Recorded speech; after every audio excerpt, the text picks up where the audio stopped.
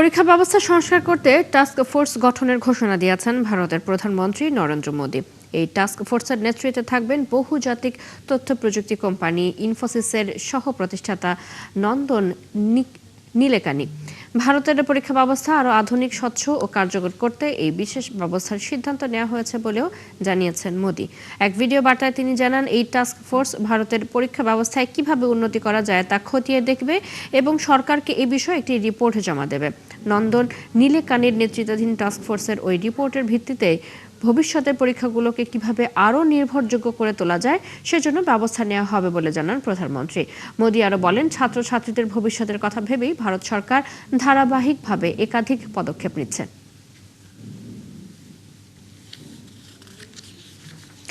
ভারতের কেন্দ্রীয় শিক্ষামন্ত্রী ধর্মেন্দ্র প্রধানের পদত্যাগের পরও প্রশ্ন ফাঁস ইস্যুতে রাজনৈতিক উত্তাপ কমেনি। প্রশ্ন ফাঁস বিরোধী আইন আরও কঠোর করতে লোকসভায় নতুন বিল আনছে মোদী সরকার। তবে আন্দোলনকারী শিক্ষার্থীদের ওপর পুলিশি অভিযানের জবাবদিহিতা, একই সাথে ক্ষমা দাবি করে সংসদে সরকারকে চাপে রাখার প্রস্তুতি নিয়েছে বিরোধীরা। এদিকে তেলেঙ্গানা ও পাঞ্জাবের দুই শিক্ষামন্ত্রীর পদত্যাগ দাবি করেছে বিরোধী শিবির। আরাফাত ইসলামের রিপোর্ট। প্রশ্ন ফাঁসের অভিযোগ ঘিরে টানা আন্দোলনের মুখে কেন্দ্রীয় শিক্ষামন্ত্রীর পদ ছাড়ার পর দায়িত্ব নিয়েছেন প্রহ্লাদ যোশী। যন্তর মন্তরে আন্দোলন আপাতত শেষ হলেও তীব্র হয়েছে রাজনৈতিক লড়াই। প্রধানমন্ত্রী নরেন্দ্র মোদী জানিয়েছেন, প্রশ্ন ফাঁস রোধে আরও কঠোর আইন প্রণয়নে সোমবার লোকসভায় নতুন বিল উত্থাপন করা হবে। তবে আন্দোলনকারী শিক্ষার্থীদের ওপর পুলিশের বল প্রয়োগ নিয়ে এখনও প্রকাশ্য দুঃখ প্রকাশ করেননি তিনি। লোকসভায় বিরোধী দলীয় নেতা রাহুল গান্ধী কেন্দ্রীয় স্বরাষ্ট্রমন্ত্রী অমিত শাহকে চিঠি দিয়ে জানতে চেয়েছেন, আন্দোলনের সময় শিক্ষার্থীদের ওপর ছররাগুলি কেন চালানো হয়েছিল, কার নির্দেশে তা করা হয় এবং এতে কারা জড়িত ছিল। দিল্লি পুলিশ ছররাগুলি চালানোর অভিযোগ অস্বীকার করলেও আহত এক শিক্ষার্থীর চিকিৎসা নথিতে ছররার আঘাতের উল্লেখ রয়েছে বলে দাবি করেছে কংগ্রেস। আন্দোলনের সময় সাধারণ পোশাক ও হেলমেট পরে লাঠিচার্জে অংশ নেয়া ব্যক্তিদের পরিচয় নিয়েও প্রশ্ন তুলেছে দলটি। ৩৬ দিনের অবস্থান কর্মসূচি প্রত্যাহার করলেও আন্দোলনের ইস্যু ছাড়েনি সিজেপি। কংগ্রেস, সিপিএম সহ বিরোধী দলগুলো সংসদে পুলিশের ভূমিকা নিয়ে সরকারের জবাবদিহিতা এবং স্বরাষ্ট্রমন্ত্রী অমিত শাহের পদত্যাগের দাবি তোলার ঘোষণা দিয়েছে। এদিকে তেলেঙ্গানায় শিক্ষার্থীদের টিউশন ফি বাবদ বকেয়া অর্থ পরিশোধে ব্যর্থ হলে মুখ্যমন্ত্রী এ রেবন্ত রেড্ডির শিক্ষামন্ত্রীর দায়িত্ব পদ ছাড়ার দাবি জানিয়েছে বিজেপি। পাশাপাশি পাঞ্জাবের শিক্ষামন্ত্রী হরজত সিং বেইজেরও পদত্যাগ চাইছে ক্ষমতাসীন দল। এ নিয়ে আম আদমি পার্টির সাথে চলছে বিতর্ক। ধর্মেন্দ্র প্রধানের পদত্যাগের পর দুই রাজ্যে শিক্ষামন্ত্রীদের ঘিরে সৃষ্ট বিতর্ক নতুন করে রাজনৈতিক মহলে উত্তাপ ছড়িয়েছে। আরাফাত ইসলাম, ৭১। ভারতের শিক্ষামন্ত্রী ধর্মেন্দ্র প্রধানের পদত্যাগের মধ্য দিয়ে আপাতত বড় একটি সাফল্য পেয়েছে ককরোচ জনতা পার্টি সিজেপি। তবে এখন প্রশ্ন, এর পর কি? আন্দোলনের নেতৃত্ব দেয়া এই তরুণরা কি রাজনীতিতে আসছেন, নাকি আন্দোলনকেই আরো এগিয়ে নিতে চান? আন্দোলনের সফলতা পর প্রথমবারের মতো নিজেদের ভবিষ্যৎ পরিকল্পনা নিয়ে গণমাধ্যমে কথা বলেছেন সিজেপি নেতারা। বিস্তারিত রিপোর্টে। ৩৬ দিন ধরে টানা আন্দোলন করে শিক্ষামন্ত্রী ধর্মেন্দ্র প্রধানের পদত্যাগ অর্জন করেছেন আন্দোলনকারীরা। সরকারও মেনে নিয়েছে তাদের সব দাবি দেওয়া। একে গণতন্ত্রেরই বিজয় হিসেবে দেখছেন ককরোচ জনতা পার্টির নেতারা। তাদের দাবি, শিক্ষার্থী ও তরুণদের অভূতপূর্ব অংশগ্রহণের কারণেই সরকার শেষ পর্যন্ত নতি স্বীকার করতে বাধ্য হয়েছে। তবে আন্দোলনের পর সবচেয়ে বড় প্রশ্ন, এখন সিজেপির পরবর্তী গন্তব্য কোথায়? এই তরুণরা কি এবার রাজনীতিতে নামবেন? ভারতীয় সংবাদ মাধ্যম এনডিটিভিকে দেয়া সাক্ষাৎকারে সিজেপির নেতারা এই প্রশ্নের সরাসরি হ্যাঁ বা না কোনোটি বলেননি। সিজেপির মুখপাত্র আশুতোষ রানকা বলেন, আপাতত তাদের সবচেয়ে বড় ইচ্ছা কিছুটা বিশ্রাম নেওয়া। গত কয়েক মাসের ঘটনাগুলো নিয়ে ভাবতে চান বলেও জানান। আন্দোলনের এই সাফল্যকে তিনি গর্ব ও স্বস্তির মুহূর্ত হিসেবে বর্ণনা করেন। পূর্ণকালীন রাজনীতিতে আসবেন কিনা এমন প্রশ্নে রানকার জবাব, ভারতে কখনো কোনো কিছুকে না বলতে নেই। এখনই এসব বিষয়ে কোনো সিদ্ধান্ত হয়নি বলেও জানান তিনি। অন্যদিকে আরেক মুখপাত্র সৌরভ দাস স্পষ্ট করে জানিয়েছেন, আপাতত রাজনৈতিক দল গঠন বা নির্বাচনী রাজনীতিতে অংশ নেওয়া তাদের লক্ষ্য নয়, বরং জুতাধীন এই আন্দোলনকে তৃণমূল পর্যায়ে আরও এগিয়ে নিতে চান তারা। তার দাবি, দেশে শত শত রাজনৈতিক দল থাকলেও তরুণদের প্রত্যাশা পূরণে তারা ব্যর্থ হয়েছে। সিজেপি নেতারা বলছেন, এই আন্দোলনের মধ্য দিয়ে তারা প্রমাণ করতে পেরেছেন সংগঠিত ও শান্তিপূর্ণ গণ আন্দোলনের মাধ্যমে পরিবর্তন আনা সম্ভব। তবে এই মুহূর্তে তাদের লক্ষ্য নতুন রাজনৈতিক দল গঠন নয়, বরং দেশের বিভিন্ন প্রান্তে তরুণদের এই আন্দোলনের চেতনাকে ছড়িয়ে দেওয়া। শিক্ষামন্ত্রী পদত্যাগে আপাতত একটি অধ্যায়ের সমাপ্তি হলেও সিজেপি বলছে এখানেই শেষ নয়, বরং একটি নতুন অধ্যায়ের যাত্রা শুরু। আর সেই যাত্রা রাজনীতির ময়দানে গড়াবে নাকি নাগরিক আন্দোলনের পরিসরে সীমাবদ্ধ থাকবে, সেটি এখন দেখার বিষয়। চৈতি সরওয়ার, ৭১। জার্মানির বার্লিনে ক্রিস্টোফার স্ট্রিট ডে শোভাযাত্রায় গাড়ি হামলায় সন্দেহভাজন হামলাকারী পুলিশের গুলিতে নিহত হয়েছে। তার নাম আব্দুল বাল্লাউত ওরফে আব্দুল। রবিবার বার্লিনের পশ্চিমাঞ্চলীয় উপশহর স্পান্দাওতে নিহত হন তিনি। পুলিশ জানিয়েছে ২১ বছর বয়সী লেবাননি বংশোদ্ভূত এই জার্মান নাগরিক স্পান্দানাও এলাকায় ছুরি হাতে পুলিশের দিকে তেড়ে এলে পুলিশ গুলি চালান। রবিবার জার্মানির স্বরাষ্ট্রমন্ত্রী আলেকজান্ডার ডব্রিন্ট জানান, এটি একটি সন্ত্রাসী হামলা। এর আগে শনিবার বার্লিনের টিয়ার গার্টেন পার্ক এলাকায় ক্রিস্টোফার স্ট্রিট ডে উপলক্ষে আয়োজিত বার্ষিক র্যালিতে মানুষজনের ওপর দিয়ে গাড়ি উঠিয়ে দেওয়া হয়। গাড়িটি চালান আব্দুল এবং প্রাথমিক হামলার পর গাড়ি থেকে নেমে পদযাত্রায় আগতদের লক্ষ্য করে ছুরি হাতেও ঝাঁপিয়ে পড়েছিলেন তিনি। এতে একজন নারী নিহত হন এবং অন্তত ২৯ জন আহত হন। যুক্তরাষ্ট্রের সিয়াটল শহরে একটি জনপ্রিয় ফুড ফেস্টিভ্যালে বন্দুক হামলায় অন্তত ২ জন নিহত হয়েছেন। এ ঘটনায় আরও ৫ জন আহত হয়েছেন। আহতদের মধ্যে একটি ছোট শিশু রয়েছে। হামলার পর পুরো এলাকায় আতঙ্ক ছড়িয়ে পড়ে। রবিবার সন্ধ্যায় সিয়াটলের বিখ্যাত স্পেস নিডল টাওয়ারের কাছে সিয়াটল সেন্টারে এই ঘটনা ঘটে। সিয়াটল অগ্নি নির্বাপন বিভাগের এক মুখপাত্র জানিয়েছেন, বন্দুক হামলায় ২ জনের মৃত্যু হয়েছে এবং ৫ জন আহত হয়েছেন। পুলিশ জানায়, স্থানীয় সময় সন্ধ্যা প্রায় ৬টার দিকে সিয়াটল সেন্টারে চলা বাইট অফ সিয়াটল খাবার উৎসবের মধ্যে গুলির ঘটনা ঘটে। হামলার খবর পাওয়ার পর বিপুল সংখ্যক পুলিশ সদস্য, দমকল কর্মী এবং জরুরি সেবা কর্মীরা ঘটনাস্থলে পৌঁছান। পরে তারা পুরো এলাকা খালি করে নিরাপত্তা ব্যবস্থা জোরদার করেন। পুলিশ ঘটনাটির তদন্ত শুরু করেছে। একই সাথে নগরীর কেন্দ্রের ঠিক উত্তর পশ্চিমে অবস্থিত ওই এলাকা এড়িয়ে চলতে সাধারণ মানুষকে অনুরোধ করা হয়েছে।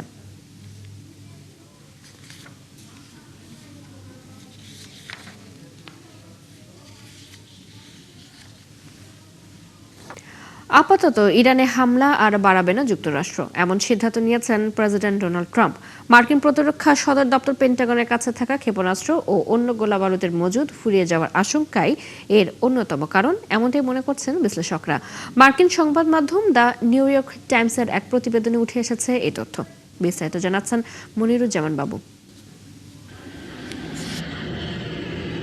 প্রায় ২ সপ্তাহ ধরে টানা ইরানের সামরিক অভিযান চালিয়েছে যুক্তরাষ্ট্র। তবে হঠাৎ করেই ইরানের সব ধরনের হামলা বন্ধ করে দেওয়া হয়েছে। কেন এই সিদ্ধান্ত, তা নিয়ে জোর আলোচনা চলছে কূটনৈতিক মহলে। নিউ ইয়র্ক টাইমসের প্রতিবেদন বলছে, গেল সপ্তাহে ডোনাল্ড ট্রাম্প এবং তার শীর্ষ সামরিক উপদেষ্টাদের মধ্যে মিসাইল ইন্টারসেপ্টরের মজুদ দ্রুত কমে যাওয়া নিয়ে আলোচনা হয়েছে।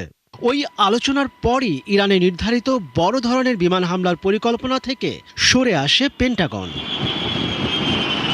ট্রাম্প প্রশাসনের কর্মকর্তারা বলছেন, ইরানে সামরিক অভিযান আবার শুরু করার ক্ষেত্রে বেশ কিছু বিষয় নিয়ে হিসাব নিকাশ করা হচ্ছে। এর মধ্যে একটি গুরুত্বপূর্ণ বিষয় হল প্রতিরক্ষামূলক ক্ষেপণাস্ত্রের সীমিত মজুদ। ট্রাম্প ও তার শীর্ষ উপদেষ্টারা আশঙ্কা করছেন, যুদ্ধ আরও দীর্ঘ হলে মধ্যপ্রাচ্য জুড়ে সংঘাত ছড়িয়ে পড়তে পারে। এতে ইরানের হামলার ঝুঁকিতে থাকা গুরুত্বপূর্ণ উপসাগরীয় মিত্রদের সঙ্গে যুক্তরাষ্ট্রের সম্পর্কের টানাপোড়েন তৈরি হতে পারে। এছাড়া বৈশ্বিক অর্থনীতিতে বড় ধরনের চাপ তৈরি হওয়ার পাশাপাশি জ্বালানি সংকট আরও তীব্র হওয়ার আশঙ্কা করছে তারা। মার্কিন কর্মকর্তারা জানিয়েছেন, অভ্যন্তরীণ আলোচনায় পেন্টাগনের পেট্রিয়ট ক্ষেপণাস্ত্র সহ অন্যান্য প্রতিরক্ষামূলক অস্ত্রের মজুদ কমে আসার বিষয়টি বেশি গুরুত্ব পেয়েছে। যুক্তরাষ্ট্রের জয়েন্ট চিফস অফ স্টাফের চেয়ারম্যান জেনারেল ড্যান কেইন সতর্ক করে বলেছেন, ইরানের বিরুদ্ধে আবার বড় ধরনের সামরিক অভিযান চালানো হলে মধ্যপ্রাচ্যে মার্কিন বাহিনীর কাছে থাকা ক্ষেপণাস্ত্রের মজুদ দ্রুত ফুরিয়ে যাবে। এর আগে গত এপ্রিলের শেষ দিকে নিউ ইয়র্ক টাইমসের প্রকাশিত প্রতিবেদনে বলা হয়েছিল, যুদ্ধ চলাকালে পেন্টাগন ১,২০০টির বেশি প্যাট্রিয়ট প্রতিরোধ ক্ষেপণাস্ত্র ব্যবহার করেছে। প্রতিটি ক্ষেপণাস্ত্রের দাম $৪০ লাখ বেশি। প্রতিরক্ষা দপ্তরের অভ্যন্তরীণ হিসেব ও কংগ্রেসের কর্মকর্তাদের তথ্য অনুযায়ী যুক্তরাষ্ট্রের এমন অস্ত্রের মজুদ উদ্বেগজনকভাবে কমে গেছে। অস্ত্র যে হারে ফুরাচ্ছে তা সেই হারে পূরণ হচ্ছে না। পেন্টাগন বর্তমানে প্রতি মাসে মাত্র 15টি টমাহক এবং 20টি প্যাট্রিয়ট মিসাইল হাতে পাচ্ছে, আর 2026 সালে নতুন কোনো থার্ড মিসাইল হাতে পাবে না তারা। বিশেষজ্ঞরা বলছেন, যুদ্ধের আগের অবস্থায় অস্ত্রের মজুদ ফিরিয়ে নিতে অন্তত 3 থেকে 5 বছর সময় লেগে যাবে। মনিরুজ্জামান বাবু, একাত্তর। ইরানের সাথে চলমান সংঘাতে যুক্তরাষ্ট্রের অস্ত্র ভান্ডার কমে যাওয়ার খবরে নাকচ করেছেন মার্কিন প্রেসিডেন্ট ডোনাল্ড ট্রাম্প। বলেছেন, দেশের গোলাবারুদের মজুদ বর্তমান প্রয়োজনের তুলনায় অনেক বেশি। টানা 2 সপ্তাহের পাল্টাপাল্টি হামলার পর দ্বিতীয় দিনের মতো সামরিক অভিযান স্থগিত রেখেছে ওয়াশিংটন ও তেহরান। এর মধ্যেই কূটনৈতিক সমাধানের সম্ভাবনা জোরালো হওয়ার আভাস পাওয়া গেছে। পরিস্থিতি ইতিবাচক হওয়ায় বিশ্ববাজারে তেলের দাম 5% বেশি কমেছে। সৃষ্টি ঘটকের রিপোর্ট। টানা 2 সপ্তাহ পাল্টাপাল্টি হামলার পর দ্বিতীয় দিনের মতো শান্তি বিরাজ করছে মধ্যপ্রাচ্যে। এই 2 দিন ইরানে কোনো হামলা চালায়নি যুক্তরাষ্ট্র, তাই ইরানও মার্কিন ঘাঁটিগুলোতে হামলা বন্ধ রেখেছে। তবে মার্কিন সেনাবাহিনী নতুন করে হামলা শুরু করলে এবার যুদ্ধের পরিধি আরও বাড়বে বলে হুঁশিয়ারি দিয়েছেন ইরানের সেনাবাহিনীর মুখপাত্র মোহাম্মদ আরকিমিনিয়া। তিনি ইরানের সংবাদ মাধ্যমকে জানিয়েছেন, ইসরায়েলের চাপে যুক্তরাষ্ট্র যদি আবারও বিমান হামলা চালায়, তাহলে এ যুদ্ধের পরিধি এবার ভৌগোলিকভাবে অনেক বাড়বে। ইসরায়েলের প্রধানমন্ত্রী বেনিয়ামিন নেতানিয়াহু মঙ্গলবার মার্কিন প্রেসিডেন্টের সঙ্গে দেখা করবেন, এমন খবর প্রকাশ হওয়ার পরই এই হুঁশিয়ারি দেন আরকিমিনিয়া। ইরানের সেনাবাহিনীর আরেক মুখপাত্র জেনারেল আব্দুল ফজল শেখারচি বলেছেন, যুক্তরাষ্ট্র হরমুজ প্রণালীতে নিজেদের লক্ষ্য অর্জন ও ইরানকে দুর্বল করার মিশনে ব্যর্থ হয়েছে। তিনি দাবি করেন, এখনকার পরিস্থিতি কল্পনাই করতে পারেনি মার্কিনিরা। যুদ্ধ চালিয়ে যাওয়ার জন্য নতুন কৌশল খুঁজছে যুক্তরাষ্ট্র, আর নিজের ইচ্ছায় তারা যুদ্ধ থেকে বের হতেও পারবে না। ইহুদিবাদীদের অনুমতি লাগবে বলেও মন্তব্য করেন তিনি। এদিকে গতবার যুক্তরাষ্ট্র প্রতারণা করলেও আবারও মধ্যস্থতাকারীদের মাধ্যমে তাদের সঙ্গে সমঝোতা নিয়ে আলোচনা চলছে বলে জানিয়েছেন ইরানের পররাষ্ট্রমন্ত্রী আব্বাস আরাকচি। এরই মধ্যে ইরানের সঙ্গে চলমান সংঘাতে যুক্তরাষ্ট্রের অস্ত্র ভান্ডার কমে যাওয়ার খবর নাকচ করেছেন মার্কিন প্রেসিডেন্ট ডোনাল্ড ট্রাম্প। তিনি বলেছেন, দেশের গোলাবারুদের মজুদ বর্তমানে প্রয়োজনের তুলনায় অনেক বেশি। অন্যদিকে ফক্স নিউজকে দেয়া এক সাক্ষাৎকারে জাতিসংঘের মার্কিন রাষ্ট্রদূত মাইক ওয়াল্টজ বলেছেন, ইরানের যে কোনো মাত্রায় হামলা চালাতে মার্কিন বাহিনী পুরোপুরি প্রস্তুত থাকলেও কূটনৈতিক উপায়ে সমস্যা সমাধানের আরেকটি সুযোগ দিচ্ছেন ট্রাম্প। এ সময় হামলা বন্ধ রাখার বিষয়ে তিনি বলেন, ট্রাম্প সবসময় কূটনৈতিক সমাধানের পক্ষপাতী। তিনি হামলা চালিয়ে ইরানকে শুধু এটাই বোঝানোর চেষ্টা করেছেন যে সমঝোতায় ইরান ব্যর্থ হলে পরিণতি কি হবে। সৃষ্টি ঘটক, একাত্তর। 2 সপ্তাহ ধরে চলা উত্তেজনার পর ইরানে মার্কিন হামলা বন্ধে বিশ্ববাজারে আবারও কমেছে তেলের দাম। 5% কমে প্রতি ব্যারেল নেমে এসেছে $91। পাশাপাশি মার্কিন তেলের দাম প্রায় 5.5% কমে দাঁড়িয়েছে $84। মূলত শুক্রবার ওয়াশিংটন ইরানের বিরুদ্ধে বোমা হামলা সাময়িকভাবে বন্ধ রাখার ইঙ্গিত দেওয়ার পরই ধীরে ধীরে শান্ত হয় পরিস্থিতি। এর আগে প্রথম দফায় যুদ্ধ শুরুর পর $126 উঠে তেলের দাম। পরবর্তীতে যুদ্ধবিরতির কারণে তা আবার নেমে আসে আগের অবস্থানে, অর্থাৎ $70। কিন্তু সম্প্রতি দ্বিতীয় দফায় দুপক্ষ যুদ্ধে জড়ালে নতুন করে অস্থির হয় তেলের বাজার, ফলে দাম পৌঁছায় $100।